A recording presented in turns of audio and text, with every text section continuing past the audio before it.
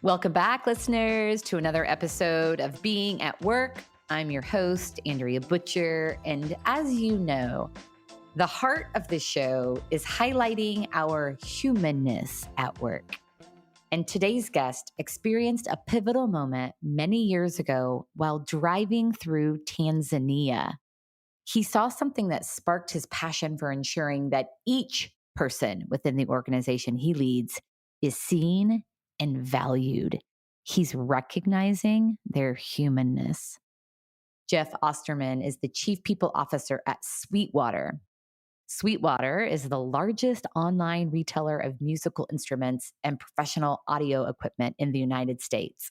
But what you really need to know about Jeff is how he's working to create a sense of individuality within the workforce he leads. He says we're all running fast and everyone is depleted. People end up not wanting to stay because they don't have a sense of individual connection. Listen in as Jeff shares 2 ways that he creates headspace to ensure presence and connection in his most valued relationships. And at the end of the episode, Jeff talks about how he balances creating a sense of individuality with consistency. So check it out.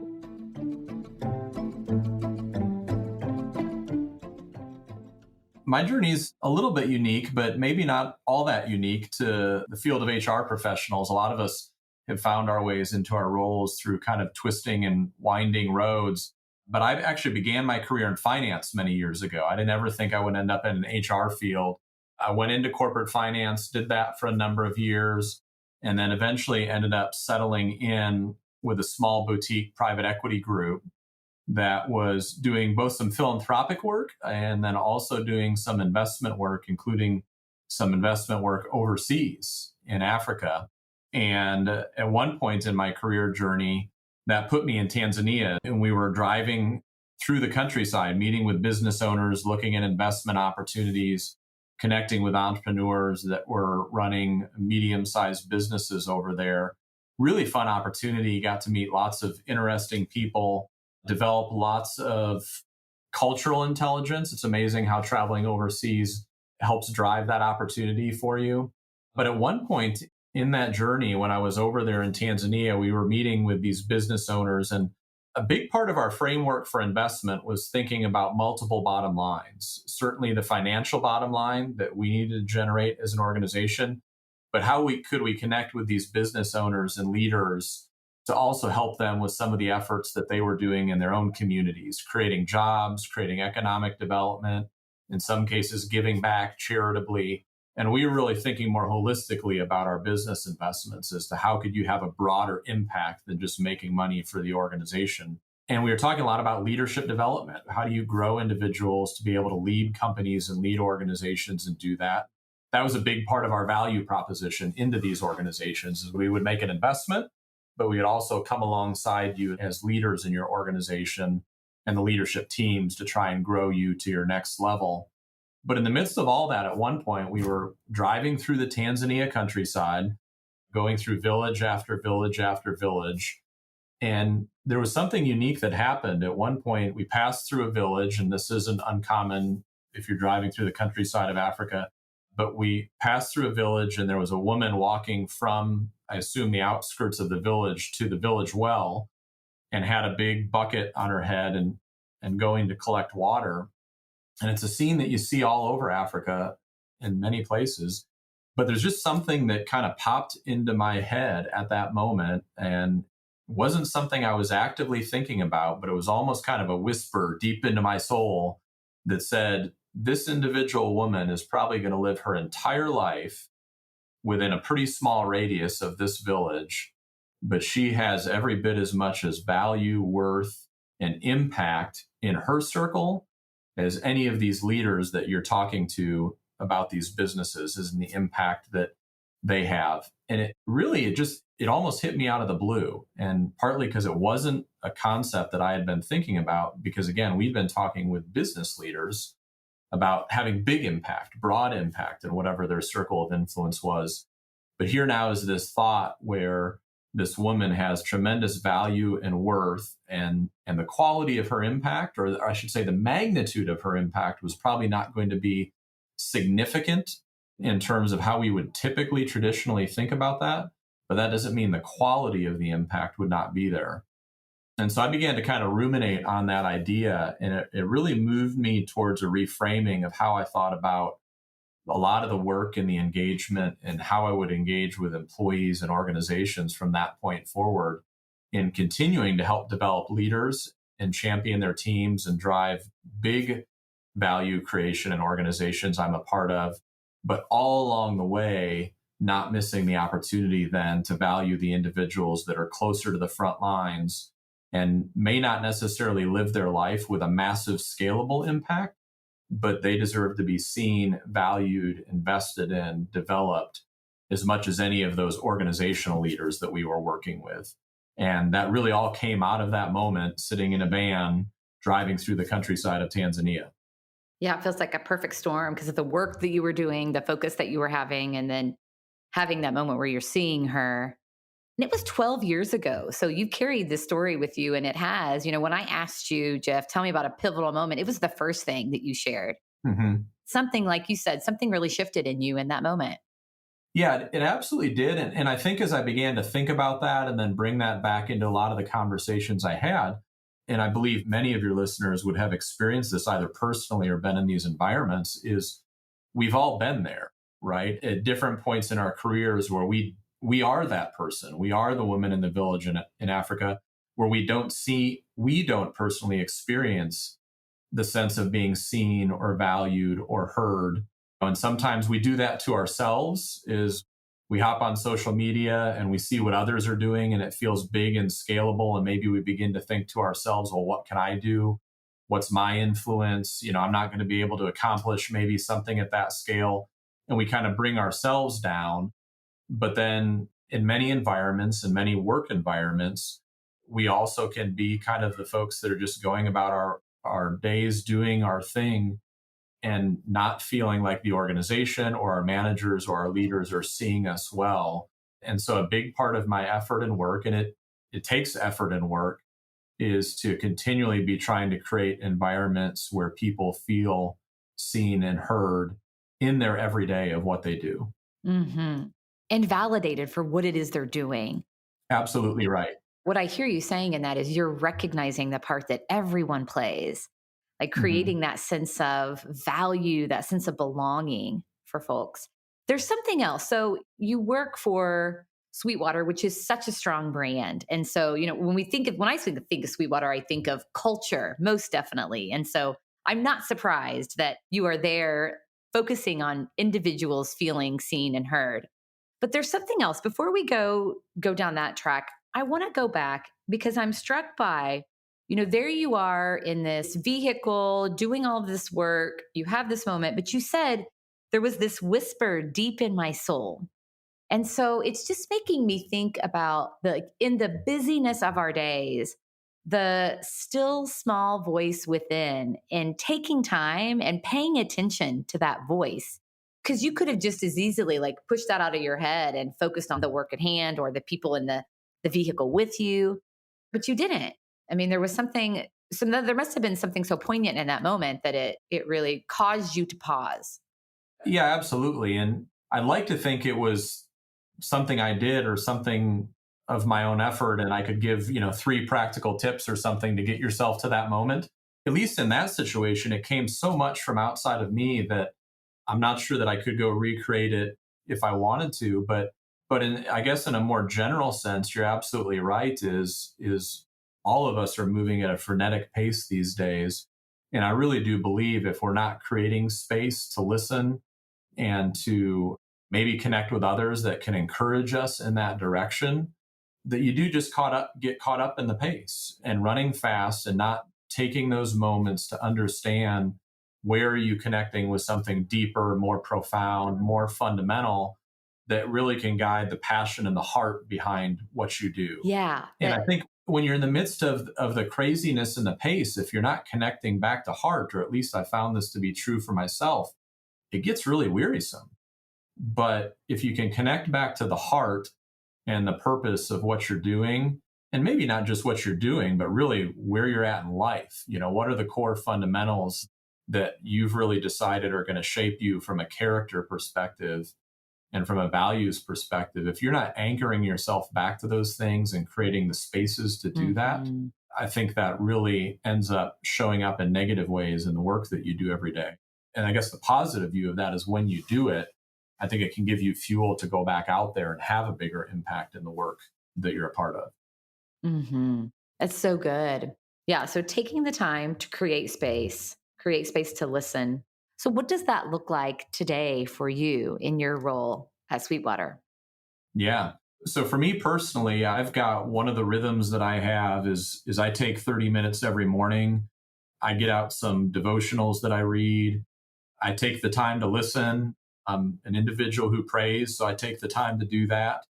And just having that at the start of every day is pretty significant for me. I've found that, again, once I hit my day running, there's no stop to meetings, there's no stop to conversations, there's no stop to decisions that need to be made. But having that start to the day is really significant for me. And then the other thing I do, and I'd like to actually get better at this, so I'm still on a journey with it, but I try at least once every day to take a 5-minute pause, to close the door, to turn off the email, to silence the phone, and really just take a few deep breaths and just kind of sit in the quiet of 5 minutes. And I found that even that act really can both slow down the day in a way that allows me to focus and be more present. But oftentimes I get senses of that whisper coming back around. And I get senses, sometimes some creative or ideas or thoughts that even in a 5-minute window come up because I've just shut off the noise for a little bit. Yeah, it's creating the headspace, isn't it, for that space that you talked about, Absolutely.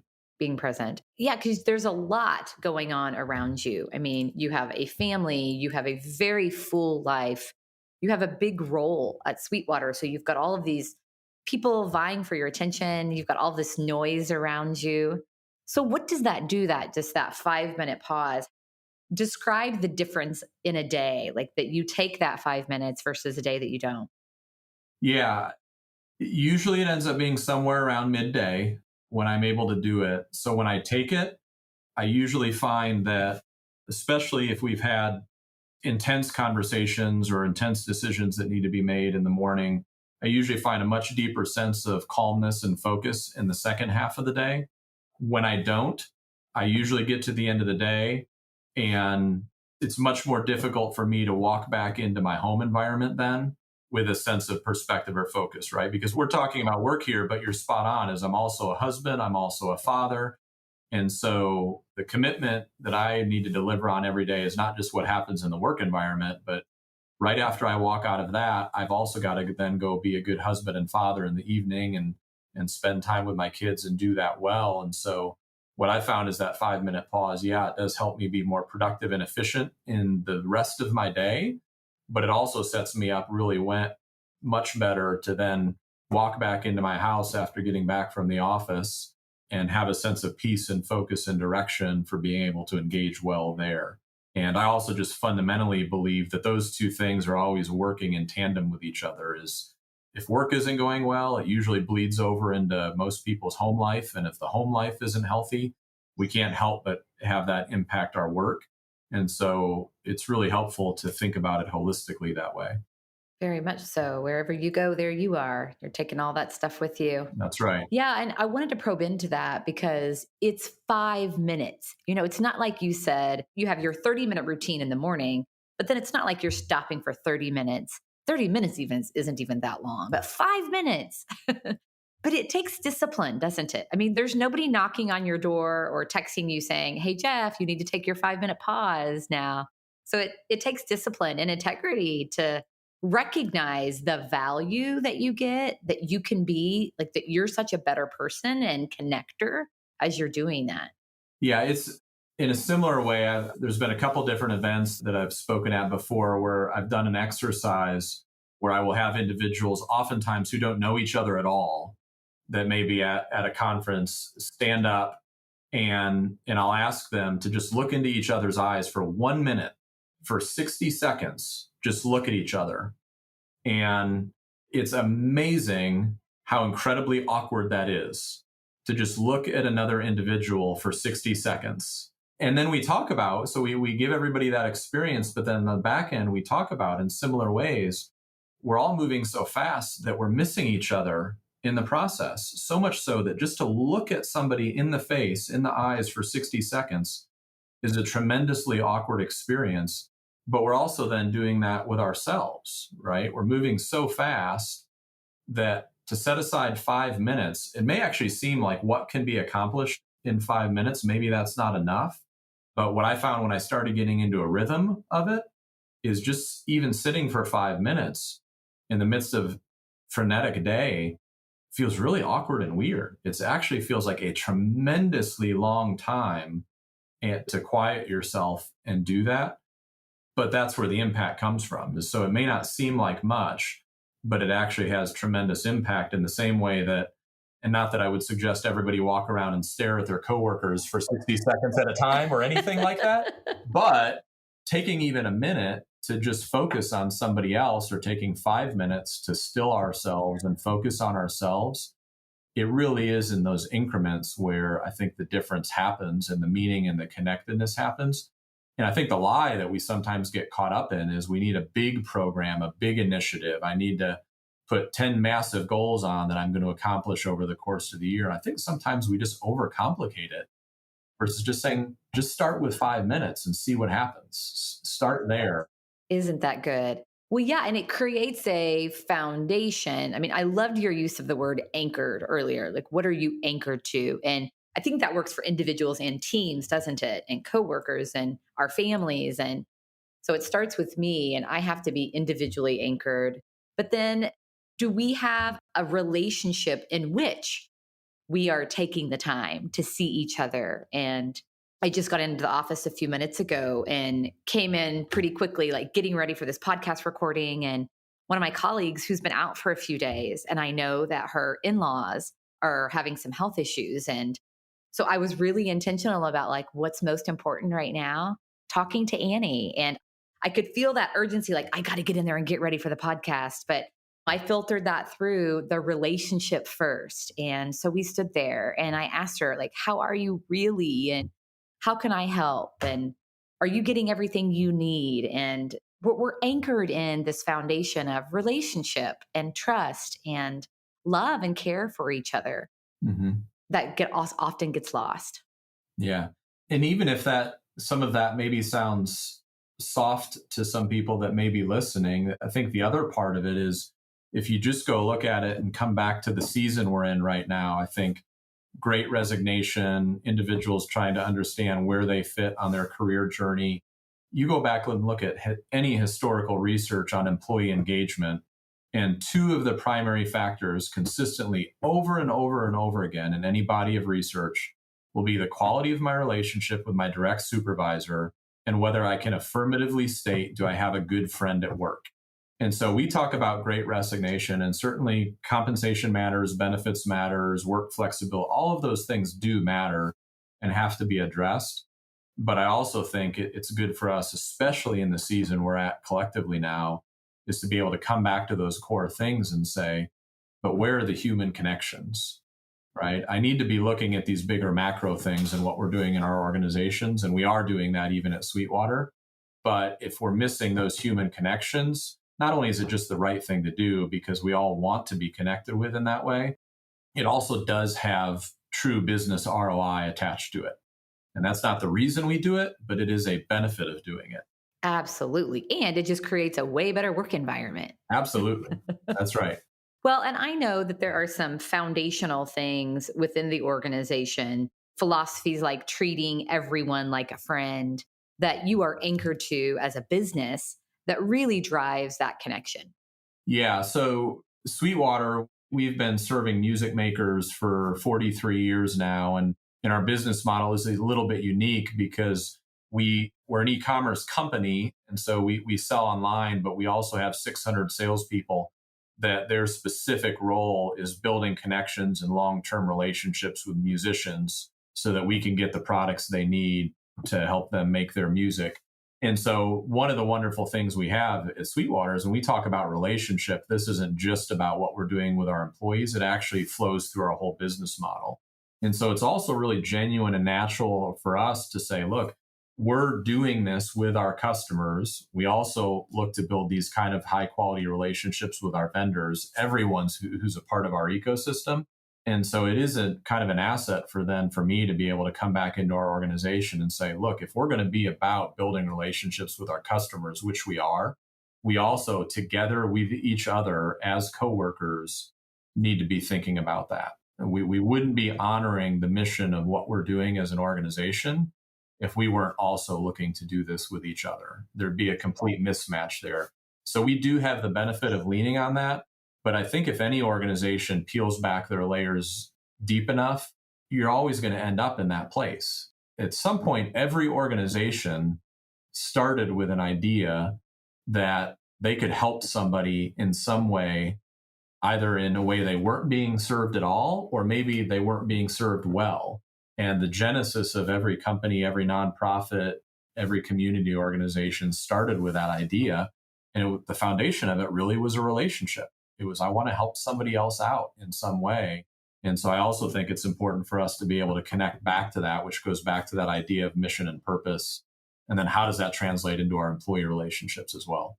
Absolutely. Yeah, it's all connected. And it goes back to each individual recognizing their part in that, right? So that sense of individuality that you started with. I'm curious, I'd love to get your thoughts on how you balance individuality and consistency. In the HR circles, I've had so many conversations over the last couple of years about like protecting the foundation of regulation and consistency and how we're treating our workforce, but also ensuring that each person sees their value and is feeling recognized. How do you balance that? It is a balance for sure. And I wouldn't at all claim that we have the magic answer to it. I think for us, a lot of it just comes back to communication and transparency. And there's some things we're doing well in those areas. There's still opportunities that we have. I think what we've found is even in those places where maybe things aren't the same, if you've given it good thought, you've really opened yourself up to the feedback and input from others, and you can sit down with individuals and authentically say, hey, let me hear what you have to say about this. But then if we've chosen to approach something a certain way, let me then explain to you how and why we're doing it so that you can understand the context of how we've chosen to make this decision and something that may be perceived as being different or lacking consistency. Almost all of the time, we get to a good place of common understanding. But even in that, I think it takes the willingness to sit down and have conversations around that. Yes. We at Sweetwater, we tend not to be a very heavily policy driven culture, but that takes a lot of work and effort. I think sometimes it can be easy to say, well, we're going to solve this by developing a policy that treats everybody the same. But then you lose that sense of individuality, as you kind of mentioned. But it's also really difficult to sit down and we've got 2,500 employees now, is to sit down and always be customizing everything to every individual in 2,500 different scenarios. And so I think our best solution that we have so far is that we're going to err on the side as much as possible of trying to do the right thing for every individual. But in those places where we need to be consistent and maybe it's not going to feel like that to people, then we've got to at least be able to communicate well as to why we're doing the thing that we're doing. And again, I think when most people at least will end up feeling respected enough if you at least take the time to explain it well to them. But when you just ship out a policy notice via email or something like that, that's where it really gets lost. Of course. Yeah. And people feel that. Well, and it also goes back in those situations, it goes back to good leadership, doesn't it? So leaders also taking the time to hear and understand, and hopefully leaders connecting the dots between individual needs and organizational needs and supporting that transparency that you mentioned. Well, oh my goodness, Jeff, so many great takeaways. I mean, you've talked so much about sense of creating a sense of individuality and the impact that that has. But it's interesting that you also started so much with you and the part that you're playing and being really intentional about getting yourself into a good place where you can best connect with all of the people in your life. So thank you so much for being here today. Thank you for sharing your insight. Thank you for the great work that you're doing and for modeling the way. You're very welcome. I appreciate the opportunity. It's been really good to spend the time talking with you a bit. If our listeners want to connect with you, Jeff, what's the best way to do that? Best way is to find me on LinkedIn. That's a good way. You can also learn more about Sweetwater at sweetwater.com. And I also have some bio information out on our team page there. You can find some more about me there, but either one of those options is great. Yeah. What are you most excited about for the rest of 2022 at Sweetwater? Is there something exciting you all are working on or you're working on specifically? Well, we've got collectively as a business, we've got some cool new growth initiatives that we're turning on that we're very excited about, just new ways that we're going to be able to serve our customers. We've had a really unique opportunity, like I mentioned, over 43 years to build all of these relationships. But even the last couple of years through the pandemic, we found that a lot more people turn to music as a way to help them cope with and move through a very challenging season. And so that's been neat. And so we're developing some other ways to connect with them and add more value to their musical journey, which is a lot of fun to be a part of. And then the other part of it is I think we've got a unique opportunity, even though in the work that we do as HR professionals, is really show the value that we can create for employees. All of these things that we've talked about today is create those individual connections, but also help find out where they're at on their career journey and how we can intersect with that. And we've just come off of this global pandemic, and now we're having conversations about recession, and there's layoffs beginning to happen in the market. And so I don't think some of the outside pressures are going away. I don't think anybody would believe that to be true, but I fundamentally see that as an opportunity for great organizations to shine through and to show how they're going to be there for the people that are there for the customers that they're serving. And so I get excited about that. I think it's an opportunity for us and many others to shine. I do too. I see so much potential right now to lean into the things we've talked about today: connection and individuality, and everyone feeling like they're adding value and doing their part. Absolutely. Absolutely. Awesome. Well, thank you, Jeff. Thank you. I appreciate it. Thank you for joining us for this episode. Please subscribe wherever you listen to your podcast to never miss a Being at Work story.